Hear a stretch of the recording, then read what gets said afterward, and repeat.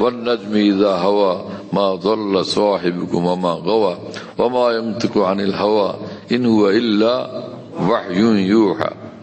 ایک خاص بات بتاتا ہوں، یہ سب الفاظ جتنے ہیں اس آیت پاک میں عربی کے، اس کو الگ آپ مختلف کتابوں میں پڑھو. جیسا کہ کسی کتاب میں لغت میں لکھا ہوا ہے النجم، تو اس میں کوئی نور معلوم ہوتا ہے؟ اس میں کوئی نور معلوم ہوتا ہے؟ ہوا یہوی ہووین، وہ دیکھ لیا آپ نے لغت کے اندر، تو کیا اس میں کوئی نور معلوم ہوا؟ کوئی کشش معلوم ہوئی؟ اس کے کوئی بھی دلکشی ہے اس کے اندر؟ کوئی بھی جاذبیت ہے؟ اور واو کے معنی اور واو کے معنی قسم، یہ بھی آپ نے پڑھ لیا. اس میں کوئی جاذبیت ہے؟ کوئی نور ہے؟ کوئی لطف ہے؟ کچھ بھی لذت ہے؟ لیکن وہی الفاظ جب حق تعالی خود فرمانے لگے ہے والنجم اذا ہوا، اللہ اکبر سبحان اللہ، کیا بات ہے، کیا بات ہے. میں نے بہت سوچا کہ بات کیا ہے کہ عربی کے الفاظ ہم پڑھتے ہیں، عربی کا ادب عربی کی کتابیں ہم پڑھتے ہیں، اچھا وہ کچھ پھسپھسی لذت اس میں بھی محسوس ہو جاتی ہے نا. لیکن جب قرآن پاک پڑھنے لگتے ہیں تو اللہ اکبر، اتنا زبردست مزہ اس میں آتا ہے نا. سبحان اللہ تعالی بحمدہ، ہے نا. لذت دو جہاں ملی ان کے کلام سے مجھے، اس کی قریب بیٹھ کر راحت دو جہاں ملی. وجہ کیا ہے؟ بات کیا ہے؟ در سخن مخفی منم بوئے گل در برگ گل. ہر آیت پاک میں وہ محبوب پاک چھپے ہوئے ہیں،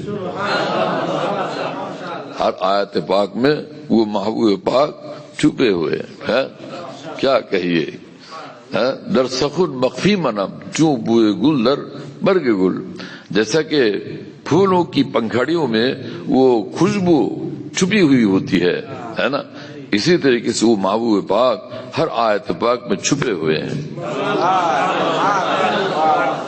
لیکن یہ سمجھنا اور ماننا بہت لوگوں کے لیے مشکل ہو جائے گا. پھر دوسری بات بتاؤں گا، وہ یہ ہے کہ اچھی بات تو اچھی بات ہے، جیسا کہ پھول ہے، گلاب ہے، چمبیلا، تو پھولوں کا نام لینے سے اس میں بھی مزہ آتا ہے کہ نہیں؟ کہ بھائی کیا کہہ دیا آپ نے، واہ واہ ماشاءاللہ، بہت ہمیں مزہ آیا. اور اس نے کہا کہ چاند، کسی نے کہا کہ گوبر، لا حول ولا قوت الا باللہ. تم نے کیا لفظ کہا؟ استغفر اللہ استغفر اللہ، صبح ہماری خراب کر دیا آپ نے. تو دوسرے نے کہا کہ نہیں لا حول ولا قوت الا باللہ، گلاب گلاب، چاند چاند. تو اب اس کو مزہ آ گیا، یار تجھ پر اللہ رحمت برسا دے، تیری بات اس سے مزہ آ گیا. یہ بات آئی سمجھ میں؟ میرے دوستو، الفاظ کا بھی اثر ہوتا ہے. ایک بات خاص وہ جو کہنا چاہتا ہوں وہ یہ ہے کہ مجنو لیلا پر فدا ہے، سوائے لیلا کہ اس کو کچھ نہیں اچھا لگتا، اس کو جینا مشکل ہے نا.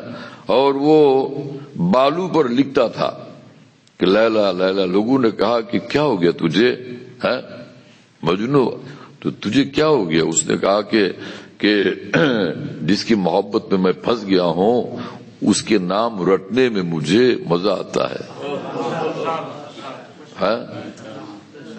بات سمجھ میں آئی نا؟ لوگوں نے کہا کہ کیا کام کرتے ہو؟ اس نے کہا کہ گفت مشق نام لیلا می گنم، اپنی محبوبہ کا نام لیتا ہوں، اس کی مشق کرتا ہوں، خاطر خدرا تسلی میں دہم.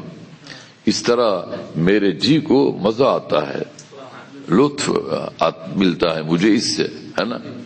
بات سمجھ میں آئی؟ اگر اب لیلا نے اس کو بلوایا اپنے گھر کے دروازے اور اس نے کہا اے الو، مجھے ناچنے لگا.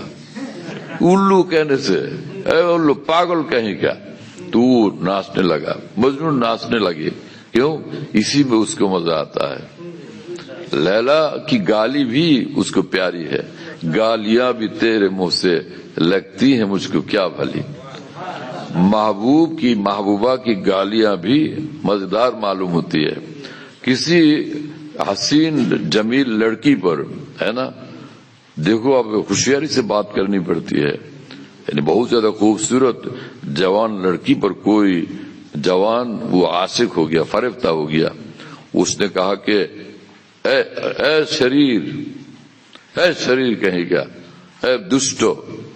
اب اس کو مزہ آ گیا وہ راستے میں رقص کر رہا ہے، واہ واہ میری محبوبہ نے کتنا بڑا انعام دیا، کتنا پیار دیا مجھ کو.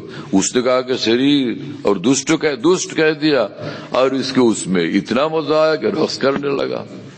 بات سمجھ میں آئی؟ میرے دوست قسم بخدا اس محبوب کے پاک کے کلام کی لذت کو کیا پوچھتے ہو، یہ تو ان کا کلام ہے میرے دوستو. عجیب و غریب بات ہے، حیرت ہے کہ اور لوگ جبکہ ہزاروں دفعہ کہتے رہے کہ قمر بدر قمر بدر قمر بدر شمس شمس شمس شمس، اور محبوب حقیقی اسی وقت فرمائے کہ تبت یدا ابی لہب. اتنے بڑے شمس و قمر بدر گلاب سب کچھ ہم سنتے رہے، لیکن اس کے مقابل جب کہ اس محبوب حقیقی نے کہا کہ تبت یدا ابی لہب، اب بتاؤ کس میں لطف ہے، لذت کہاں ہے نا؟ کیا بات ہے.